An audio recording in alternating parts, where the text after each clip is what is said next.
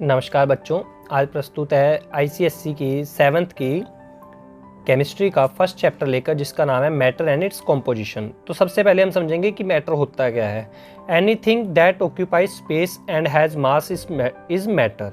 मतलब कोई भी थिंग है, कोई भी ऑब्जेक्ट है, यदि उसने स्पेस लिया हुआ है, जगह ली हुई है और उसका कुछ मास होता है तो उसको क्या कहेंगे, हम मैटर कहेंगे। There are a lot of example around us such as pen, table, chair, कुछ भी ले सकते हैं जिन्होंने स्पेस लिया हो। उसके बाद हम बात करते हैं the space anything occupies is called volume. मतलब वहाँ पे तो हमने उसकी बात की थी कि ऑब्जेक्ट जो है वो मैटर रहेगा कि जिसने स्पेस लिया हो, और जिसने जितना स्पेस लिया हुआ है वो क्या उसका कहा जाएगा उसको वॉल्यूम, जितना उसने स्पेस लिया हुआ है। तो the amount of matter anything contains is called its mass. यानी कि उसमें मैटर का कितना अमाउंट है जिसमें ऑब्जेक्ट में, तो उसको क्या कहेंगे हम, मास। तो मैटर की स्टेट्स कितनी होती हैं? सबसे पहली स्टेट है सॉलिड, लिक्विड, फिर लास्ट में गैस। तो इसके बारे में थोड़ा सा हम जानेंगे। और matter is not continuous. Matter ऐसा नहीं है कि कोई चेन की तरह है, कोई जुड़ा हुआ है, मतलब एक फिक्स है, भी मतलब भरा हुआ है कोई ऐसा लिक्विड नहीं। मैटर में भी आपस में लिंक्ड होते हैं, इस तरह के छोटे छोटे पार्टिकल्स होते हैं, उसे हम कहते हैं molecules. There is some space between the molecules, उसको कहते हैं इंटरमॉलिक्यूलर स्पेस। मतलब एक मॉलिक्यूल का दूसरे मॉलिक्यूल में जो स्पेस होगा उसको क्या कहेंगे हम, इंटरमॉलिक्यूल। ये मतलब स्पेस, अभी मैंने इसको जूम कर दिया एक किस्म से, ये समझ के चलिए। वैसे ये स्पेस बिल्कुल थोड़ा होता है, इतना होता है। तो the molecules are held together by a force of attraction. उनका आपस में एक अट्रैक्शन फोर्स रहता है जिसके कारण वो बाइंड रहते हैं, जुड़े रहते हैं, उसको बोलते हैं हम इंटरमॉलिक्यूलर फोर्स या वो फोर्स ऑफ कोहेजन। तो आपसे क्वेश्चन पूछ सकते हैं कि उनमें इंटरमॉलिक्यूलर स्पेस किसको कहते हैं या इंटरमॉलिक्यूलर फोर्स किसे कहते हैं। It is easy to understand that greater the cohesion smaller the intermolecular force. मतलब जितना ज़्यादा उनका आपस बाउंडेशन होगी, मतलब बाउंड रहेंगे कोहेजन में, उतना ही उनके बीच में स्पेस कम होगा। और molecules of a substance are most tightly held in the solid state and loosely held in the liquid state and the most loosely held in the gases. मतलब सबसे ज़्यादा टाइटली वो सॉलिड में रहेंगे तभी वो चीज़ सॉलिड होती है, थोड़ा सा लूज हो जाएंगे लिक्विड में, और गैसेज में तो बिल्कुल ही लूज होंगे वो। उसके बाद हम बात करते हैं इनकी प्रॉपर्टीज़ की। सॉलिड, लिक्विड और गैसेस की कुछ प्रॉपर्टी को एक जगह लिख दिया गया है। यदि आपसे डिफरेंस पूछें तब भी बता देंगे, और आपसे डेफिनेशन वाइज पूछें तब भी आप इसकी प्रॉपर्टीज़ के हिसाब से इस क्वेश्चन को कर सकते हैं। तो solid as fix shape, solid की फिक्स शेप होती है और उसका फिक्स्ड वॉल्यूम होता है। चाहे आप पेन की बात करें, चाहे आप किसी ब्लॉक की बात करें, चाहे ब्रिक की बात करें। Practically incompressible. प्रैक्टिकली क्या होते हैं, इनकम्प्रेसिबल, इनको कंप्रेस नहीं किया जा सकता। डू नॉट फ्लो, ना ही ये फ्लो करते हैं जैसे लिक्विड फ्लो करते हैं, बहते नहीं है। Thermal expansion is very small. गर्म करेंगे यदि इनकी, तो जो इनकी एक्सपेंशन होगी गर्म करके, तो वो बाकी की जो कंपैरेटिवली या लिक्विड और गैसेस की बात करें तो इसमें वेरी स्मॉल होती है।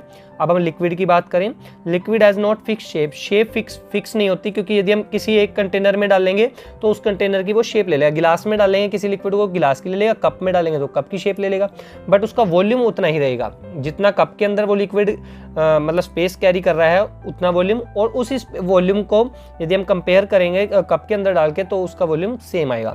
कंप्रेसिबल होते हैं कुछ एक्सटेंट तक, मतलब ये नहीं कि पूरा कंप्रेसिबल होंगे, कुछ एक्सटेंट तक रहेंगे। लिक्विड कैन फ्लो कर सकते हैं।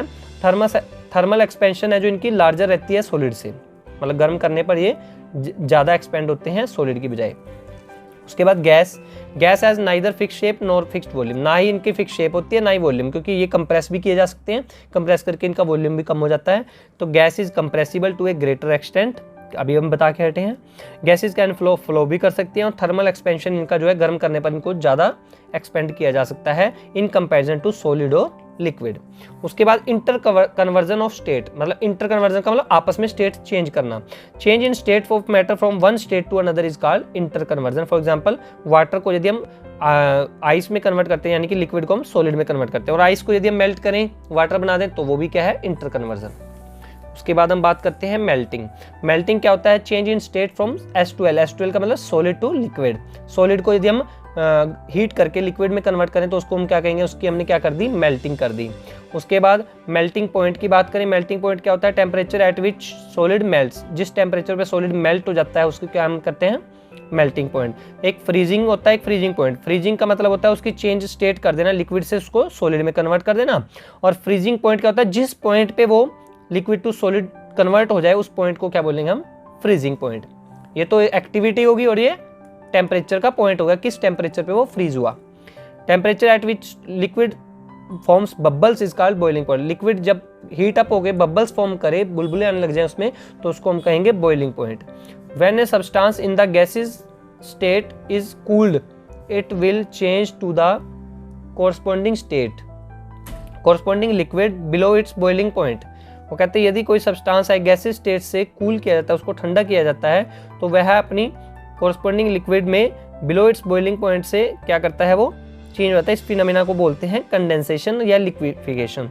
मतलब कि कोई गैसी स्टेट में है, उसको हल्का सा हम ठंडा करें, वो क्या बन जाएगा, लिक्विड बन जाएगा। वो वेपर थे जो वो ठंडा होने पे कंडेंस हो गए, क्या बन गए, लिक्विड बन गए, तो उसको क्या बोलेंगे हम, कंडेंसेशन या लिक्विफिकेशन। उसके बाद है सब्लिमेशन। सब्लिमेशन में क्या होता है, some solid vaporise without melting, this phenomena called sublimation. मतलब कुछ सॉलिड होते हैं वेपराइज हो जाते हैं पर उसको मेल्टिंग करने की जरूरत नहीं होती, उसको हम एनवायरनमेंट में ओपनली छोड़ेंगे तो उसको क्या बोलेंगे, जैसे मोथ बाल और an air freshener. Air freshener के हम रखते हैं, हम लगाते हैं कहीं पे भी, तो उसको हम ओपन रखेंगे तो थोड़े थोड़े टाइम बाद क्या होता जाएगा, उसकी क्वांटिटी है वो स्मॉलर होती चली जाएगी।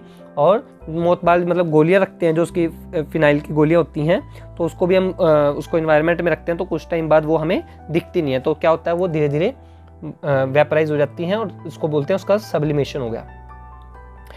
ए substance that can not be divided और split into simple substance by chemical means is called element. मतलब मॉलिक्यूल्स का भी एक छोटा पार्टिकल होता है, एलिमेंट होता है, जिसको हम उससे भी कम पार्ट में डिवाइड नहीं कर सकते। उसके बाद है हमारा for example hydrogen, nitrogen, oxygen, ये सारे क्या हैं, element. A substance that can be separated into simple substances bye chemical means is called compound. मतलब यदि वो स्प्लिट हो सकता है, बट सकता है, तो इसका मतलब वो क्या है, किस फॉर्म में, कंपाउंड फॉर्म में। Compound more than one element से बनता है। Atom and molecules. एटम क्या है, उसका मॉलिक्यूल का भी स्मॉलेस्ट पार्टिकल है that take parts in chemical reaction. मतलब कि यदि हम हाइड्रोजन की बात करें तो हाइड्रोजन हमेशा H2 फॉर्म में रहता है, यानी कि इस फॉर्म में रहता है हाइड्रोजन। ये हाइड्रोजन के मॉलिक्यूल है HH। पर यदि हम इसको भी स्प्लिट कर दें तो ओनली H कर दें तो this is called atom. 2 atom से क्या बाउंड होके बनता है, एक मॉलिक्यूल। तो molecule is the smallest part of an element और compound that is capable of independent existence. तो जो हाइड्रोजन रहती है वो H2 की फॉर्म में इंडिपेंडेंट एग्जिस्टेंस में रहती है, ना कि ओनली H रहता है। The force that holds any two atom in A molecule called chemical bond. तो मतलब ये बॉन्डिंग के कारण आपस में जुड़े होते हैं इससे। मतलब कि यदि ये किसी और पार्टिकल में, पूरे पार्टिकल में बात करें तो ये आपस में इंटरमोलिक्यूलर फोर्सेस से होते हैं, बट यदि आपस में मॉलिक्यूल एटम टू एटम यदि हम बाउंड करें तो देखेंगे तो हम एटम टू एटम किससे बंधा होगा, केमिकल बॉन्डिंग से।